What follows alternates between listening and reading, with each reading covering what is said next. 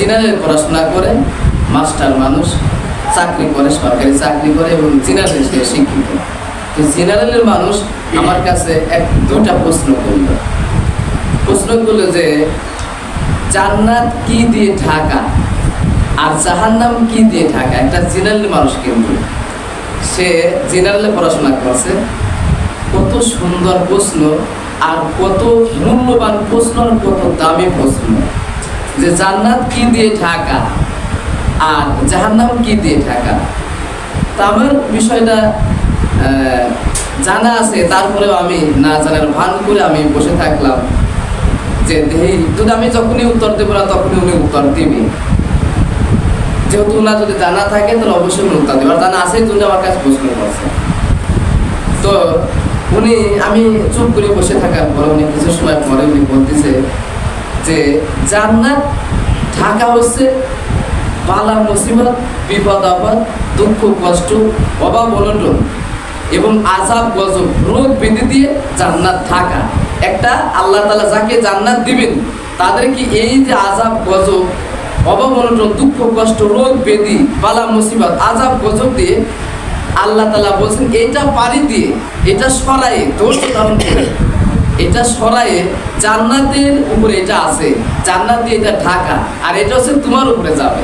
এটা তুমি যদি সরা দিয়ে ধৈর্য ধারণ করতে পারো তাহলে তুমি এটা সরায়ে জান্নাতে চলে যেতে পারবে। সুবহানাল্লাহ, কি সুন্দর কথা না? মানে জান্নাত ঢাকা হচ্ছে বালা মুসিবত দিয়ে, আযাব গজব দিয়ে, অবমনটন দিয়ে, দুঃখ কষ্ট দিয়ে, রোগ ব্যাধি দিয়ে। এটা একটা মানুষের জীবনে আসে যে তুমি জান্নাত পেতে চাও, এটা মোকাবেলা করো। মোকাবেলা মানে আপনার ধৈর্য ধারণ করতে হবে। আল্লাহ তাআলা বলে আমি সব দিলাম, দেখি তুমি কতটুকু ধৈর্য ধারণ করে এটা সরাই দিয়ে তুমি জান্নাতে যেতে পারো কিনা। সুবহানাল্লাহ, কি সুন্দর কথা, কত দামি কথা। এই কথাটা যদি মানে ওজন করা যায় অনেক ওজন হবে, অনেক দাম হবে। যদি ওজন করা যায় তো এর ওজন করে শেষ করা যায় তো না। আল্লাহ তাআলা আপনার পরীক্ষা করেন আজ মানে রোগ ব্যাধি দিয়ে, এটাই জান্নাত। এই রোগ ব্যাধি জান্নাত দিয়ে ঢাকা, জান্নাতের উপরে এটা।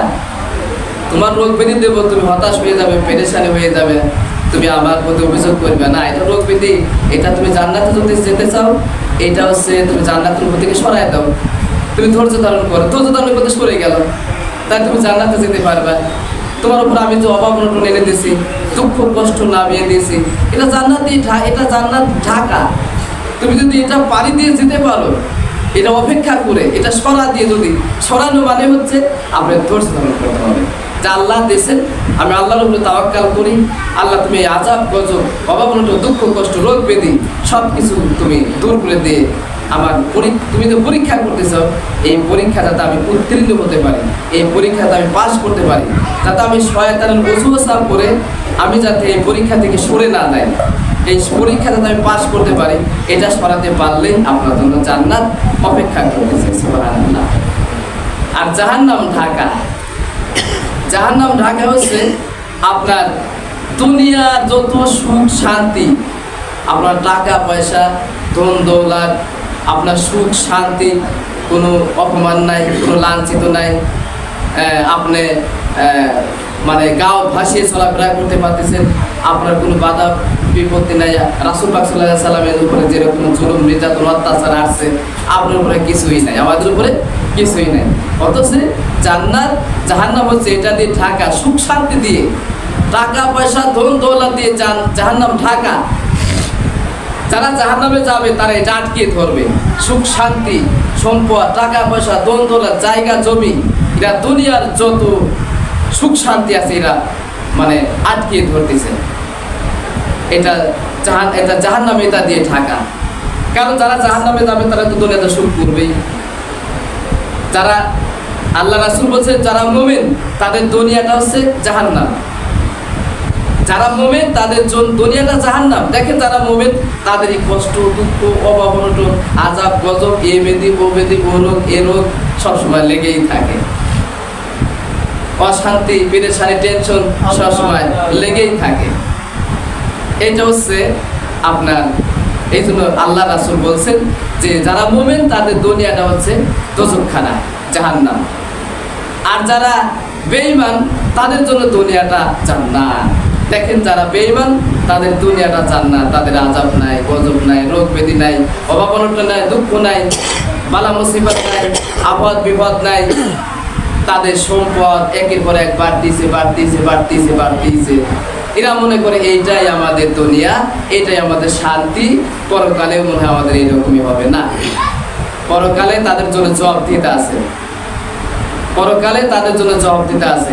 আমি যে সম্পদ দিয়েছি সেই সম্পদ থেকে তুমি যাকাত দিয়েছো কিনা, আমি যে সম্পদ দিয়েছি এই সম্পদ থেকে তুমি দান সৎকার করেছো কিনা, আমি যে সম্পদ দিয়েছি এই সম্পদ দিয়ে তুমি ফকির মিসকিনদেরকে খাদ্য দান করেছো কিনা, আমি যে সম্পদ দিয়েছি এটা তুমি এতিমদেরকে দেখেছো কিনা, আমি যে সম্পদ দিয়েছি এইটা তুমি গরিবের মাঝখানে বিলিয়ে দিয়েছো কিনা, আমি যে সম্পদ দিয়েছি এই টাকা পয়সা দিয়ে তোমরা মসজিদ মাদ্রাসায় দান সৎকার করছো কিনা।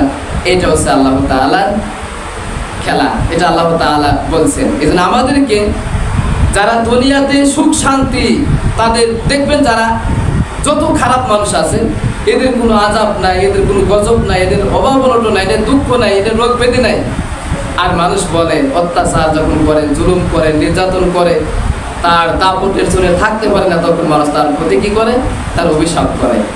আল্লাহ রাসূল বলছেন অভিশাপ কখনো তুমি অভিশাপ গ্রহণ করো না, অভিশাপ কারোর কাছ থেকে নিও না। এই অভিশাপটা একদিন কবুল হবেই। যদি কোনো ব্যক্তি কারো প্রতি অভিশাপ দেয় এটা একদিন কবুল করবেই আল্লাহ, যদি অভিশাপটা সে প্রাপ্ত হয়। এখন আমি অভিশাপ প্রাপ্ত না, কিন্তু আপনি মানে বলে দিলেন যে এটা হয়ে যাবো না, তা হবে না। আমি ওটা প্রাপ্ত কিনা, প্রাপ্ত হতে হবে। আপনি আকাতরে অভিশাপ দিয়ে যাবেন আর এটা আল্লাহ কবুল করবেন না। এটা যদি আমার পর যদি কোনো ব্যক্তি অভিশাপ দেয়, অভিশাপ যদি আমার যদি কেউ দেয়, যদি সেটা আমি প্রাপ্ত না হই, তাহলে যে দিবে এই অভিশাপটা তারই আবার ঘাড়ের উপরে চেপে বসবে। এই গজবটা তারই জীবনে একবার আসবেই, এই গজবটা তার উপরেই আসবে। এই জন্য আমাদেরকে আমাদের সাবধানতার সাথে চলাফেরা করতে হবে যে আমাদের যে জান্নাত এবং জাহান্নাম, আপনি যদি জান্নাতে যেতে চান আল্লাহ তাআলা আপনাকে পরীক্ষা করবে, আল্লাহ তাআলা আপনাকে পরীক্ষা করবে। আল্লাহ কোরআনের ভিতরে বলছেন যে বান্দা তুমি যদি মুমিন দাবি করো, তুমি যদি মুমিন হও, তুমি যদি আমার প্রিয় বান্দা হও, তুমি যদি আমার বন্ধু হও, আমি তোমার একটু পরীক্ষা করতে চাই। তখন পরীক্ষা শুরু হয়ে যায়। আইয়ুব আলাইহিস সালামের এমন রোগ দিল, আইয়ুব আলাইহিস সালামের এমন রোগ দিল যে তার সমস্ত শরীর পোকা মাকড়ে খেয়ে ফেলা দিল। যখন জিহ্বাতে লাগলো, জিহ্বা পর্যন্ত যখন শেষ হয়ে যাচ্ছিল, তখন আল্লাহর কাছে ফরিয়াদ করলো, ইয়া রাব্বুল আলামিন, আমার সমস্ত শরীর তুমি পোকা মাকড় দিয়ে খাওয়াই দিলা, আমি অভিযোগ করি নাই। আমার হাত দিয়ে পুরো তুমি খাওয়াই দিলা, আমি অভিযোগ করি নাই। তুমি তো আমার যে রোগ দিয়ে পরীক্ষা করতেছ, আমি এই পরীক্ষায় আমি উত্তীর্ণ করতে চাই। আমি তোমার উপরে তাওয়াক্কাল করেছি। তুমি যদি আমার রোগ দিয়ে যদি খুশি হও, আমি রোগ পায়াই খুশি। সুবহানাল্লাহ। আল্লাহ তোমার অনুরোধ, তুমি সমস্ত শরীর পোকা মাকড় দিয়ে পচাই খাওয়াই দিয়েছ, আমার জিহ্বাতে পোকা লেগে গেছে, এই জিহ্বাটা যদি নষ্ট করে দাও, তাহলে আমি এই জিহ্বাটা তো নষ্ট করে দাও, আমি তোমার কি দিয়ে ডাকবো? আমি তোমাকে জিহ্বা দিয়ে তো ডাকি। তুমি যদি আমার জিহ্বাটা নষ্ট করে দাও, জিহ্বাটা দিয়ে খাওয়াই দাও, জিহ্বাটা যদি পচাই দাও, আমি তোমার কি দিয়ে ডাকবো? আল্লাহ তখন খুশি হয়ে গেলেন। আমার বান্দা কয় কি রে, আমার বান্দা কয় কি, সঙ্গে সঙ্গে আইয়ুব আলাইহিস সালামের রোগটা পরিপূর্ণ ভালো হয়ে গেল, পরীক্ষা উত্তীর্ণ করলো। সুবহানাল্লাহ। এই যে তাদের উপরে তারা যে তাওয়াক্কাল করতে তাওয়াক্কাল করতে হবে, ভরসা করতে হবে। তো যাই হোক, আমরা সব সময় খেয়াল করব যে আল্লাহ তাআলার উপরে যাতে আমাদের কোনো শিরক না হয়ে যায়। আপনি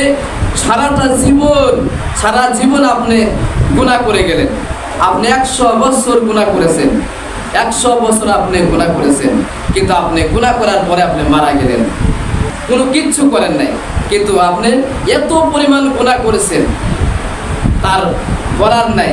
আল্লাহ তাআলার কাছে যখন জবাবদিহিতা করবে, ফেরেশতারা বলবে, ইয়া রাব্বুল আলামিন, তোমার এই বান্দা এত গুনাহ করেছে, এত পাপ করেছে, এত অন্যায় করেছে, কিন্তু তোমার এই বান্দার কি মাফ করা যায় না?